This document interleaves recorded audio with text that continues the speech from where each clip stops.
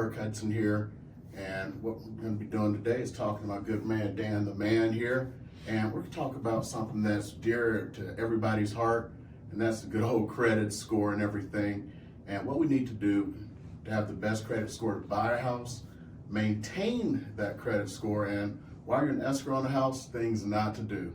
So starting it off with Dan, I know a lot of people like to know one big thing. What kind of credit score do I need to buy a house?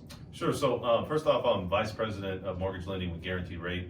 So you can find me really anywhere. My website channel or website link, is vegasloanguru.com. So you can go there and you check my information out there.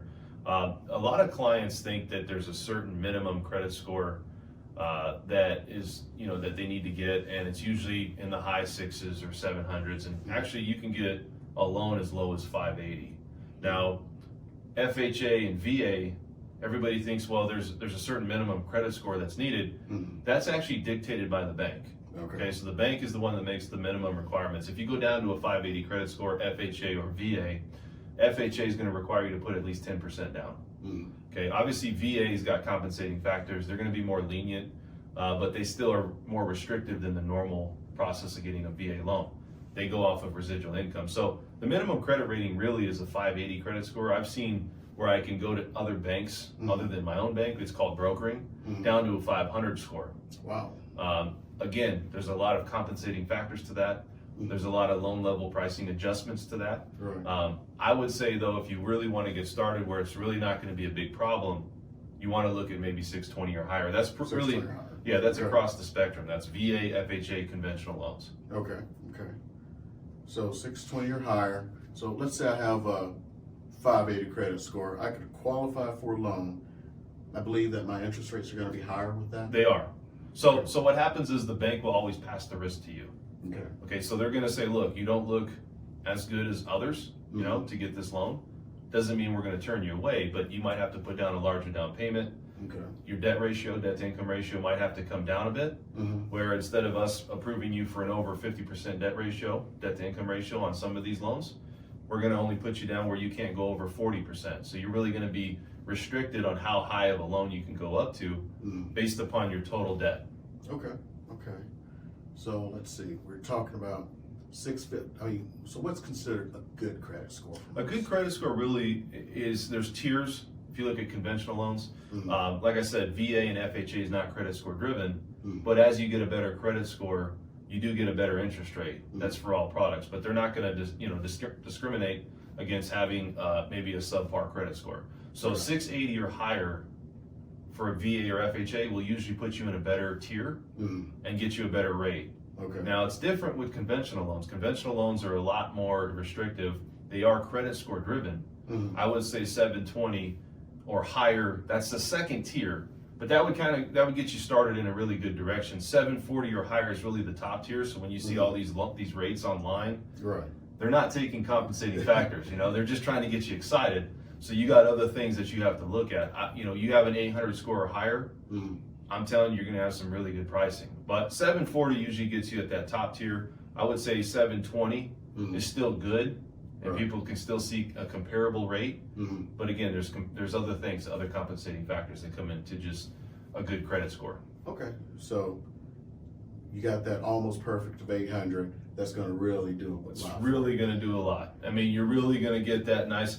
Again, there's other things that come into play, but you're really going to get that premium pricing, and you're going to be close to what you see online. A lot of these teaser rates and things, sometimes it's just unrealistic. We all know that things change all the time with interest rates, but we're talking about credit, and credit for that purpose, yes, you're going to get the best credit score or the best interest rate available. Okay, let's really get boiling down.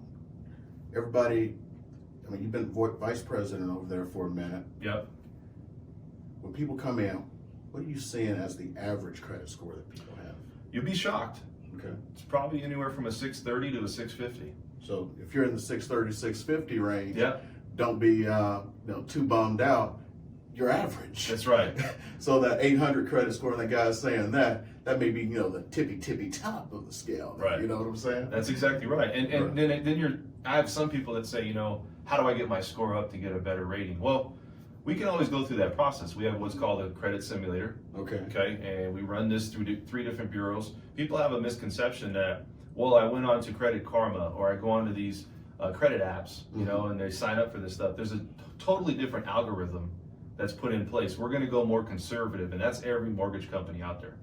Okay, so when you look at this credit rating and you look at this information, you really want to make sure that when you get your information from the mortgage company, hopefully it's me, that you're looking and seeing what's the middle score. There's 3 scores. You got TransUnion, Equifax, and Experian. Whatever that middle score is ultimately that's what we're going to judge you on.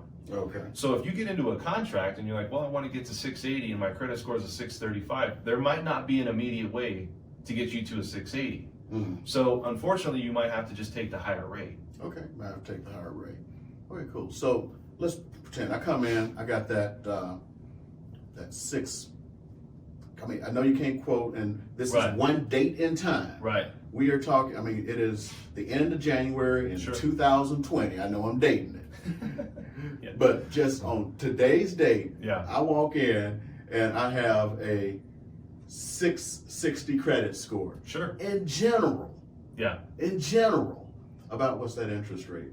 I mean, it depends. So, like I said, you're at probably a second tier if you want to say FHA. You're really at the bottom barrel if you want to call it, if you're doing conventional loans. Okay, so if you're doing a conventional loan, you're probably going to be about a 0.5 point to 3/4 point higher, possibly. That's it? I mean, it's still an adjustment. Let me give you an example. The average median home that's out there right now is 300 to maybe 330, somewhere in between there. Right. You will see a significant difference on the loan size. Okay. You know, if I did a loan at 465, and let's say you have a 3/4 of a rate higher, that could be $250 higher on your payment. Oh. So that could be a huge difference. Yeah, that's like it's almost a car payment in some cases. It's a car payment. You got a 4 or 5. So it does benefit, but it also, when you look at the homes you're trying to buy, that's something you have to consider because the loan size really dictates your payment. Okay. Well, cool. Well, got that in, and we talked a little bit about the credit scores and everything. And join us later on. Dan the man, hopefully, is going to be coming back. Absolutely. We're going to talk a lot of loan stuff and get all that stuff out to you. And if you ever need anything, just reach out. We're here to help. We'll put another video together. We'll talk about how you can, in certain situations, how you can increase credit, what helps credit, and also what is the simulator and how that works. Okay, cool. Okay, well, see you guys later.